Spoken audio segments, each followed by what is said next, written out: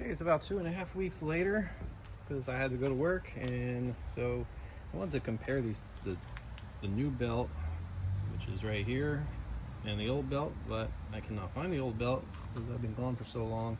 I don't remember where anything is, but I'm sure it looks very similar.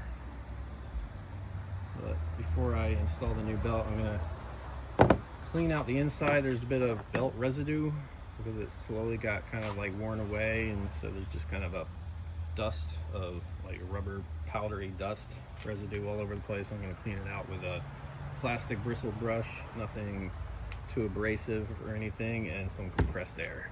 I've done a bit of cleaning, but I'm just not going to go crazy with it. There's a bit of like gummy residue on the plate, and instead of using a solvent to remove it, I think it's actually not a bad thing, kind of a good thing to have a little bit of residue in there. Instead of being totally clean, there's some inside of the cog, but as long as it's not built up enough to prevent the belt from settling into the cog, it should be fine. And now that I'm out in the sun, I got a better look at this bearing too. There is, probably won't focus, but it says very small on the outer edge. It says Italy, and then there's a part number on there. So definitely going to take note of these numbers before I put it back together. I didn't see them last time in the garage, so I assumed they were on the other side of the bearing, but I see them now. It's like very small. It looks like 20336T. Also, this is a good time to point out a difference between the base model and the higher end models of the Raptor Superchargers. So they call these the premium intercooled ones that have the water to air intercooler, and they also weld on this outer jacket that coolant flows through. Otherwise, if it's just air cooled, that's what this hole's for here. There's kind of like a pipe fitting that goes in here, and the blower just pumps air through there, and then the air escapes out this little passage here that's kind of like right by the label. So that's where the air escapes. It just pumps air in and it blows back out and cools the belt down a little bit, and then the liquid is just gonna cool down the whole casing even more. Okay, I heard putting this back together is difficult. I don't remember where I heard that from, so I might be making it up. I may have dreamt it, but I heard that putting this belt back on is pretty hard. What I'm going to do before that, I'm going to put a little bit of grease in here where the bearing is supposed to sit, and the one on the other side as well. And I'm going to use some CV axle grease, just because it's supposed to be rated for high heat. But anyway, I'm just putting a little bit just in case the bearings would like some help getting in.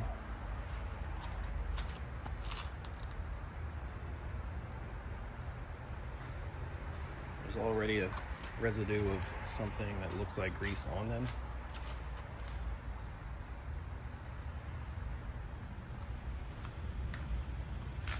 Alright, I'm gonna take off that glove because I don't want to touch the belt with it. So that side was easy, of course. I'm going to try and do this on camera just for fun.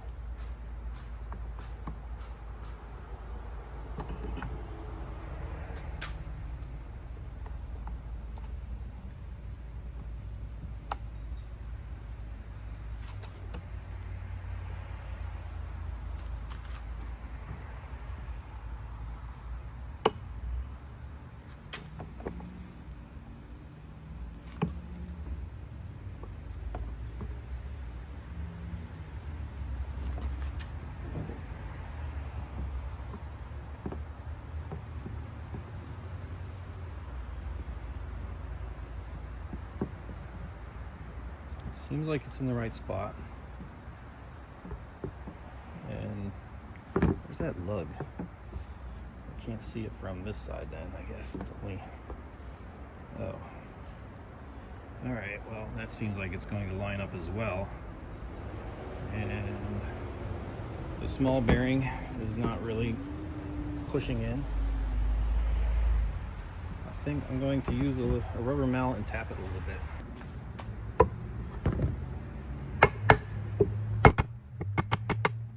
There's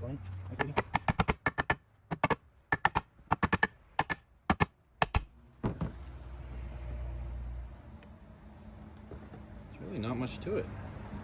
It's almost together, and then I'm just going to put the bolts back in.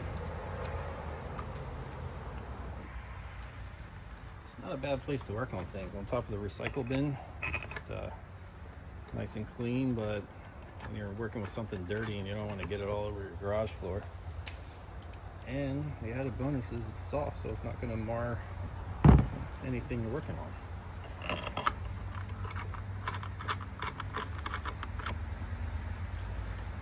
That belt replacement was easier than I expected. I think the hardest part was getting the thing apart,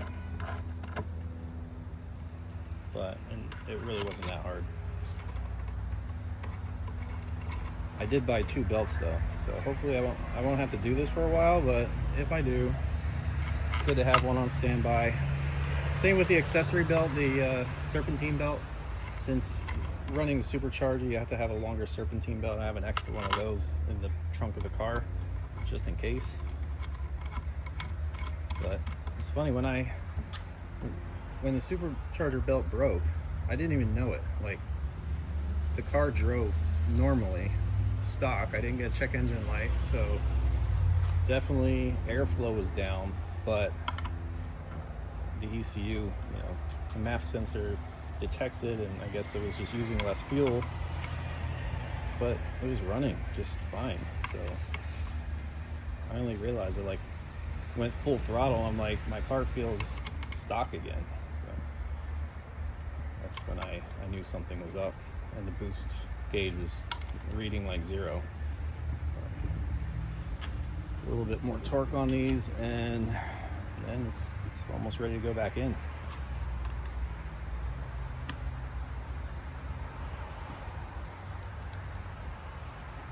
Kind of sort of doing a crisscross pattern, of course, because it was not completely flush yet, so I'm still torquing these plates together. Of course, there's no torque values that came with it, but I don't think these were that tight when I took them apart, so I'm not going to go too tight with them now. All right, they're in there. Next is this pulley, and when I took this off, I used an impact, so torquing it to something I like is going to be a little challenging. So pulley first. Well, these don't go on that easy, huh?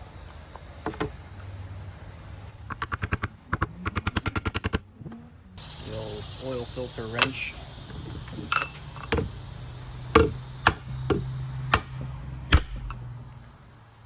Works every time. And a washer and a nut, and torquing that down is going to be a little bit of a challenge.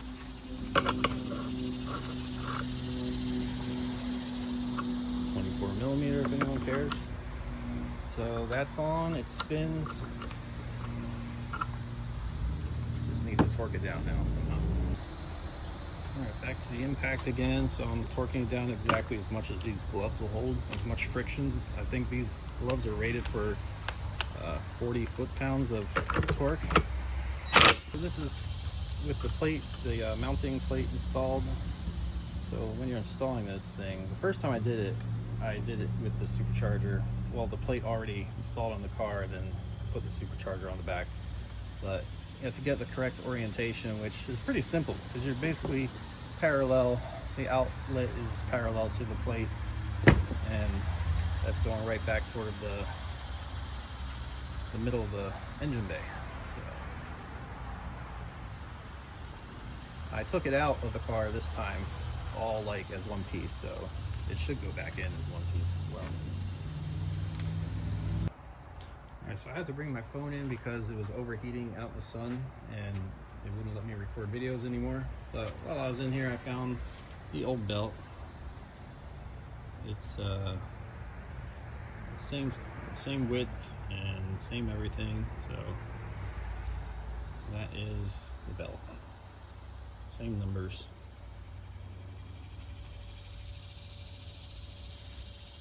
And then I put the supercharger back on the plate, so it's ready to go back in the car. I have to connect those fittings again for the coolant and the air hose, and put the belt back on, and then do an oil change too while I have the car not running. So in one of my previous videos, I showed that I installed a new water reservoir in place of the one that came with the Raptor kit. This is like just a generic aluminum overflow canister for radiator for coolant, and I didn't have a long enough hose on me at the time, so I had to make this ugly little joiner here. So I've since bought some new hose. I'll be replacing that since I have everything taken apart and the system is no longer bled of air, so it's a good time to make any changes that I wanted to make. All right, I got the new hose in, and just looking at the top of my engine here, I was reminded of something I did wrong when I installed this. So the ABCS solenoid here, the connector, actually got rubbed by the spinning of one of the pulleys or belts, and it wore away the insulation. So I actually did have to make a small repair here and really tuck it back as far as I could. Like the wire is just basically right back onto the connector here and zip tied to keep it from touching anything. So just be careful of that. It will interfere. So here it is going back in. Let's see, I have to remember how to do this. So this goes behind that little bracket here, and it just bolts in with the factory bolt. And then this bracket comes with a kit, and it's bolted into the side of the fuel injector covers, and then comes with a couple of hex bolts that hold it in place. I'm just gonna put something in here to hold up some of this weight.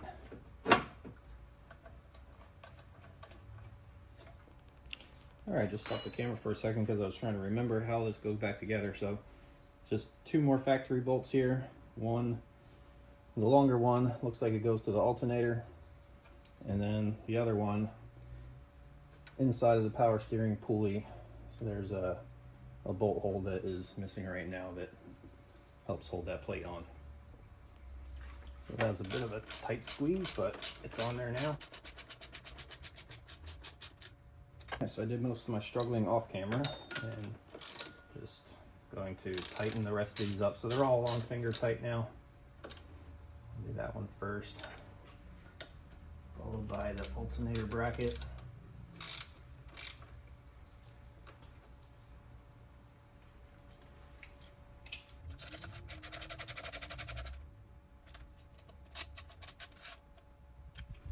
And that's on there. Time to hook up the hoses, because this was just something to stop all the leaking all over the place because the coolant was just getting everywhere. I'm going to hook up both of those coolant hoses and the air hose as well, and then that should be done. All right, so the charge pipe is ready to go back in. It's all assembled here. This came from the Raptor kit. Well, so did the whole thing did. The elbows, and then you use your MAF sensor and put it in here. So this part came with the kit as well. So it's really all inclusive. And when you take this thing out, you have a lot of room to work, but there's really not much room in this engine bay. And so putting this reservoir here with the catch cans was kind of a tight fit, but once this goes on, it's not that bad. So that's on the intercooler, and that's on the supercharger. So the blow-off valve sometimes makes contact with this power steering cover, I forget what it's called, and this might make contact with the overflow bottle a little bit if the engine's moving, but it shouldn't be enough to where it's going to cause a problem. So I'll just tighten up these hose clamps and should be done. Well, vacuum line for the blow-up valve is somewhere down here. Now this one you want to pay special attention to because the intercooler doesn't give you a whole lot of lip to grab onto. One of my friends tightened that on once, and I took it out for a drive, and the hose like immediately blew off, and the car just will not run. And this is like when I first installed the Supercharger, so immediately I thought I broke something. It kind of like made a boom sound, and then it wouldn't start again.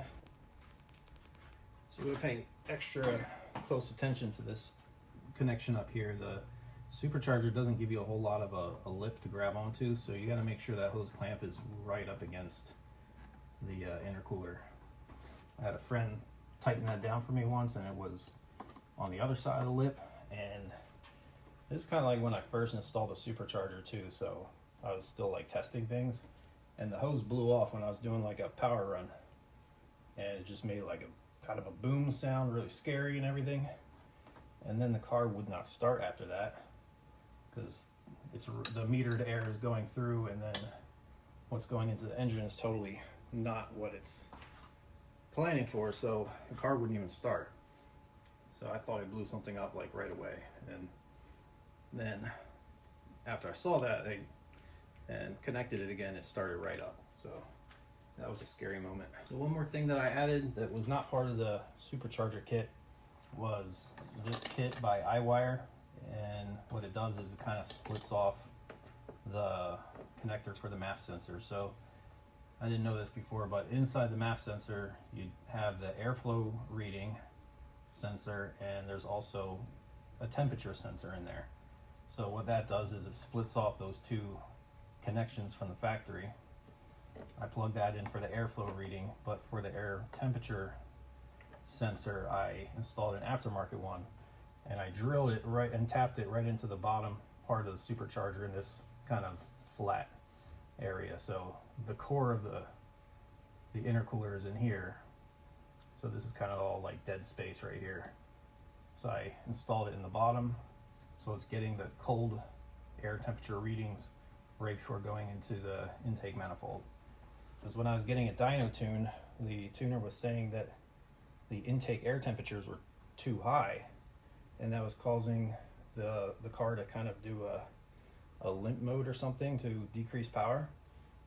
And he overrode that because he knew this was a reading from here before the intercooler, so it's kind of getting the hot air from the Supercharger and reading that, and then it's cooling down, going into the engine and reading higher than what it actually is. All right, last thing I need to do is put the belt back on. I kind of bought this wrench just for this purpose because you have like a pretty slim area that you need to get this wrench onto. And I do this enough times to where I wanted a good tool for this.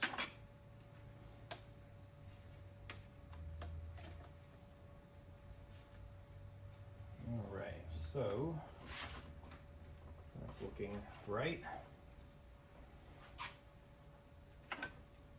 Forget if it was a 12 or a 14. I think it's a 14.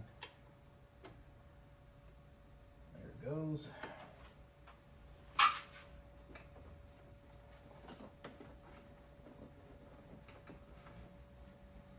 I think you go for the Supercharger belt first.